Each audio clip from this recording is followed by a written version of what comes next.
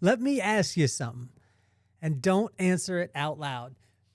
When a traffic light goes green, do you go? I could tell you, I do without hesitation. You do without thinking of the person that's across the lane from you, if their light is red or if they're going to go. When your light is green, you just go. Well, this happened to me this morning. I was taking Maddox to school, and the traffic had backed up quite a bit. I was waiting, and I was wondering why there was so much traffic. And then I realized the light was out of sync, I believe, or maybe it was broken. But people had taken it upon themselves to just go when the coast was clear, but the light was still red. Well, I decided to do that because time waits for no man. And when you're taking your kid to school, you got to make sure that they're on time. So I take Maddox and I go across the lane, and I almost hit a guy, not too close, but he looks at me like I'm an absolute jerk. And it made me think about every single time the light goes green, I have faith that the other lights are red.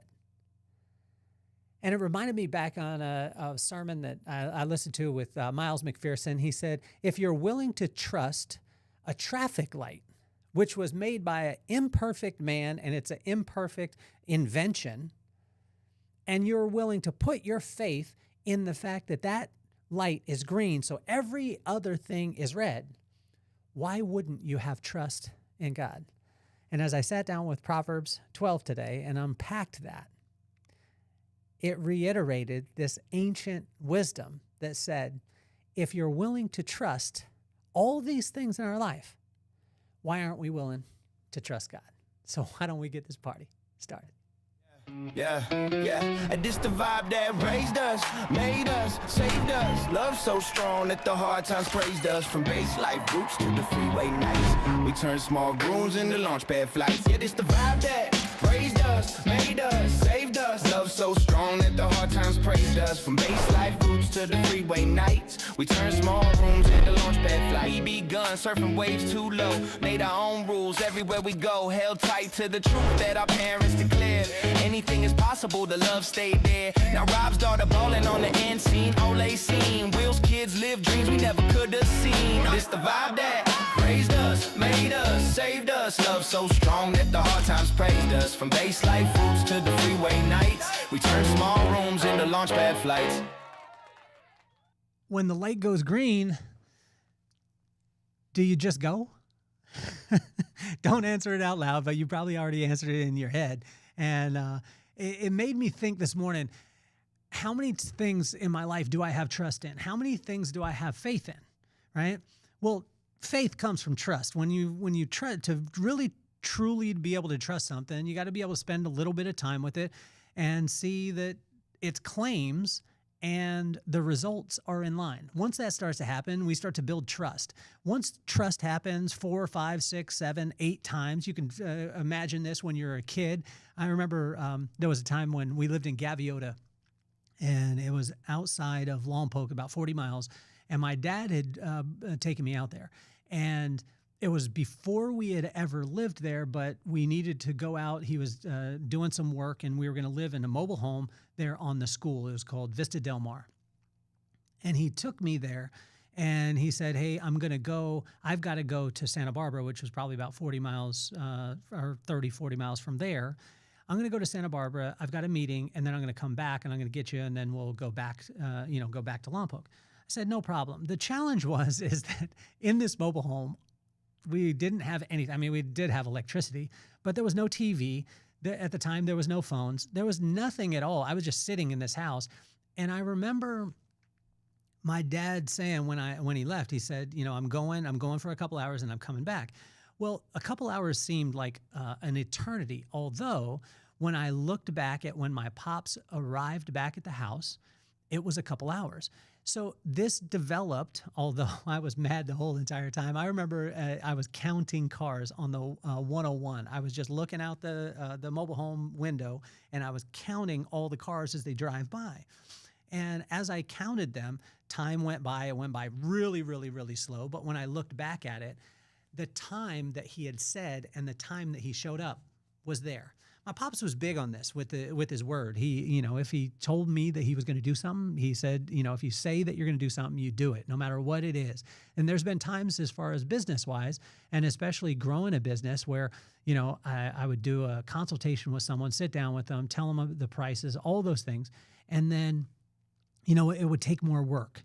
But because I committed to something, I had to see it through. And this was a principle that my pops taught me. Sometimes you're going to have to eat crow and things like that. But the more and more that when you say something and then you deliver on it, the more and more trust is built. When that trust is built over time, then you have faith. And faith is just blind trust. Or it's in definition, it's the substance of things hoped for and the evidence of things not seen. Right? So the substance of things hoped for. So when you have substance of it, it means that you've trusted in something long enough. You've seen the claims, you've seen the results, and they are in line. And when I experienced this morning with the stoplight, it blew me away because it took me right back to that sermon. I was at the Rock Church it was Horizon Church when Miles McPherson was the youth pastor there. And he talked about a stoplight. He said, every time you go through a stoplight, like every single day, unconsciously, yours turns green and you assume that every other light is red. Now, you don't only trust yourself with this, but you trust your family with this, meaning that if your family's in the car and you're going through an intersection, you're going to go through one today. And when you go through that, you have faith that all the other ones are red and you're risking or gambling with your family every single time. And this was a hard thing for him to say. I was like, wow, this is getting deep, this is getting strong. And then he asked, if you have faith in that and it's an imperfect invention made by an imperfect man, then why wouldn't you trust God? And so I started to ask myself and wrestle with that question, and I'm still wrestling with it today at 50 years old, where I think the places where I don't have faith is just because I haven't spent enough time with God in that area to be able to build trust, see his word, see his actions, and then I trust him. And I haven't seen enough times where I've trusted and then the results have come in that area to where I just say, okay, your word, I take it at face value, and then I'll go. We all have these people in our life, and I want you to think about one of them right now. I want you to think about a person that when they say, hey, I'm going to be there at 5 o'clock, then they're going to be there at 5 o'clock. And then I want you to think about the friend that we all have that's like, I'm coming to the party. And you know they ain't coming to the party. You know that. They say, oh, I'm going to do this. I remember there was a kid in school and, it was Back to the Future, I think, came out. It was, and he said that he had it on VHS tape. For those of you who are a little bit younger, you don't know what a VHS tape is, but I do. And I remember this was before Blockbuster or anything like that, but this was a time where, on Friday night, you would go to, the local video store before Blockbuster was there, local, and you would rent out a VHS tape, and you were hoping that it was there because they only had two copies of it. But this kid claimed that he had a VHS tape of Back to the Future, and he was going to bring it over to the house. And all of us were like, wow, this is so great. We lived on 1109 Cottonwood on offside of base, and this kid lived on base, so he was going to ride his bike over. We're going to watch the movie, and all of our friends, we were talking about it, and the kid never showed up. And then he would make other claims, and he would never show up. He would never come to the table. We all know that person. Imagine this. Think of the person that when they say it, they'll do it. You have faith in them. Think of the person who, when they claim that they're coming to the party or they're coming to the dinner party, whatever it is, no matter what, that person ain't coming.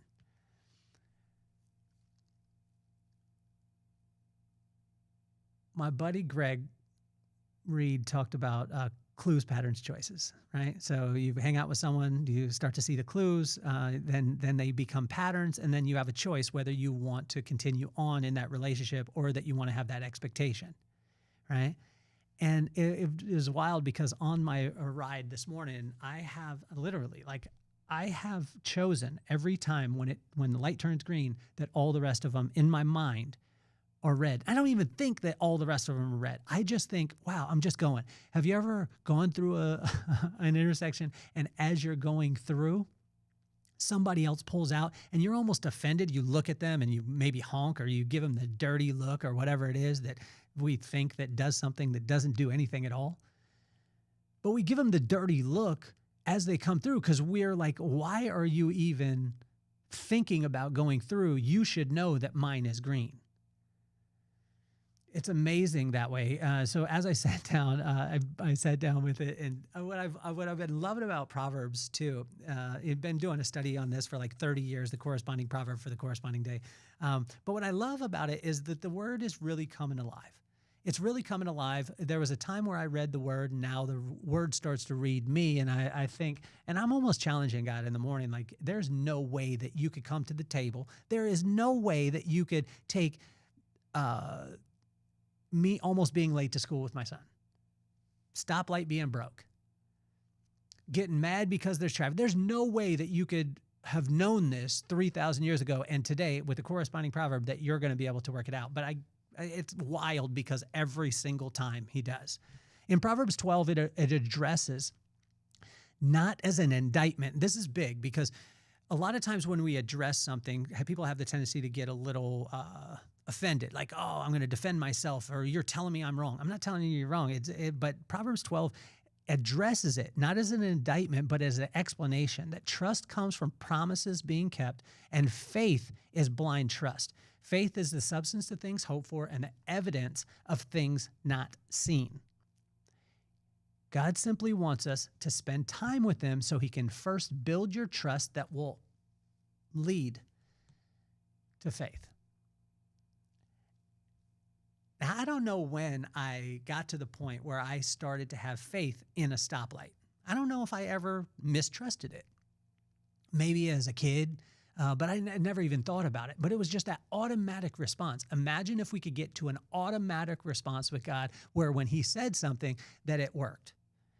Well, the more and more that we spend time with him, and then he kind of breaks down or addresses like all the promises that he has, and he broke them down today. So probably one of my favorite verses in all of Proverbs is this. It says, discipline brings knowledge, to deny it is stupid. And it was just so simple, so very, very simple. Proverbs is broken down into 4 major parts. Verse 1, or chapters 1 through 10 is the niceties. It's all the features and benefits. From 11 to 20, it's about,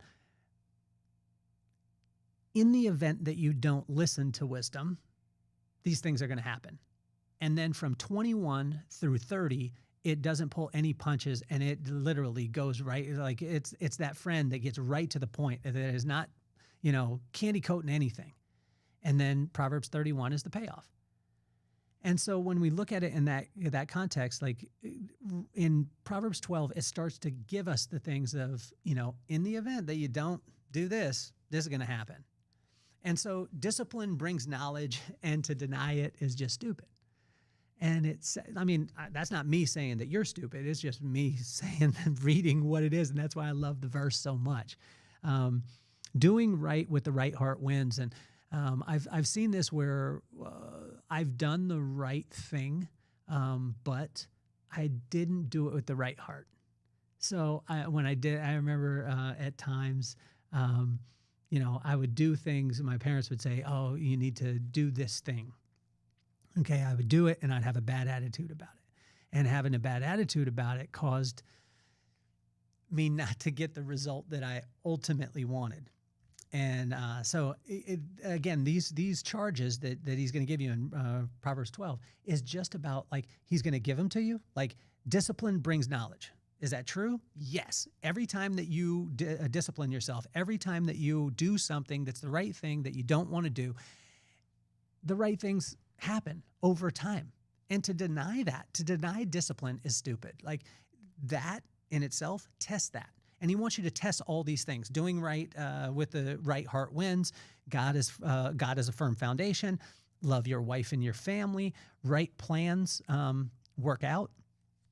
Speaking life wins. And I tell you, if you take anything from the podcast, over 752 episodes, I believe, learn how to speak life. Just use somebody's name, call it out, tell them something that inspired you about them, that was absolutely, like it has to be specific though. Call them today. It will change things. Try this in your company. Try this in your marriage. Try this at dinner with your family. We do this with our family, and my family is like, Maddox, I can't believe we're doing this, Dad. McKenna said, but we go around the table and we use somebody's specific name, and we do it for everyone. So it's Maddox's turn, and everybody says something that inspired them about Maddox, and it has to be specific. When you do this, it changes the air in the room. It does this in business, it does this in relationships, it does this in friendships. But I tell you, if you take one thing, speaking life, using their name and something specific that they did to inspire you, and this will change the tone in any environment. Thought of the future will reward you. Don't fake the funk. Kindness wins. Working your land pays off. Wisdom listens. Honesty brings honor. Peace brings joy. Diligence works. Laziness doesn't. Choose your friends wisely. Spend time with God. Spending time with God produces peace that passes all understanding. Go back and listen to those and then see if all of them work. Try them out. See if they work. This is what God is saying. Like, these are just pieces of advice that are going to help you in your life. But what he wants to do is he doesn't want to just talk about it. God doesn't want to talk about it with you. He wants to show you through the results. And when I think about this, the trust that comes to faith, it made me think about when we opened our first business. It was in Las Vegas. And I had a guest that I built trust with over time. He would show up every single, like when his appointment was at 9 o'clock, he was showing up, 5 minutes before, whatever it was, and I could count on it. I never really ever had to worry if his name was on the book, was he actually going to show up? And then I had the the silly question. I said, do you know anybody that in construction? Well, he happened to be the largest contractor, or he has the largest construction company in Las Vegas, and his company built the Mandalay Bay, of which he owned the Mandalay Bay. And when I asked that question, he just laughed and he was like, "Yeah, I think I might know somebody." And then he got the guys who built the Mandalay Bay to build our first business, our first salon, which was only 1,200 square foot in a nondescript strip mall. But you can imagine over time, and knowing this man, I had so much trust in him that because he, whenever he said something, he delivered on it every single time, that by the time we got to building the salon, I didn't even have to worry, literally, I didn't show up every day. I had faith that thing happened. The reason why is because the trust was there. The trust was there because he said something and then he continued to do it over time. And that trust built faith, and that faith was the substance of things hoped for and the evidence of things not seen. Well, when I went to do our accounting, it was exactly the same. There was another man that was a guest of mine, and he happened to be, his nickname was the Miracle Man, because he was responsible for taking Vegas public, and he happened to be the CFO of all of Mandalay Corporations. And I asked him the silly question again, do you have anybody, do you have an accountant that you would suggest? Well, he kind of chuckled and he said, "Don't worry, I got you taken care of." Well, the accountant that took care of all the Mandalay Bay actually took care of our company, and we only had 4 employees, 3 of which were minimum wage at the time. But I trusted him because his word and his actions were in line, and then I had faith that, hey, he's going to take care of this thing. He said it, then I got a call, then they took care of it, they set our company up. It was absolutely unbelievable. But I had the faith in these people because I had the trust first, but I had the trust first because they made a claim and then they brought results. So think about this. When you go into the stoplight, most of the time, when yours turns green, all the rest of them are red.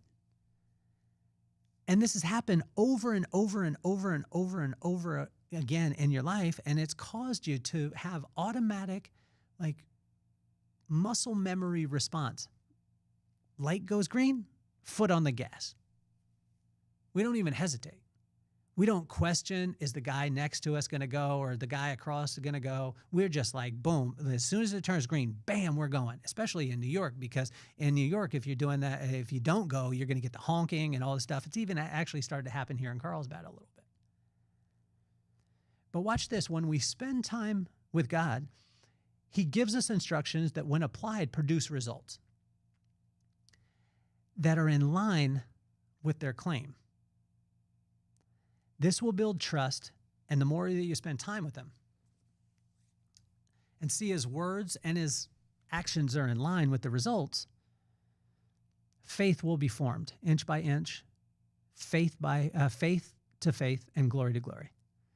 So the next time you pull up to a stoplight, remember that when it turns green, you have the ultimate faith that all the others are red.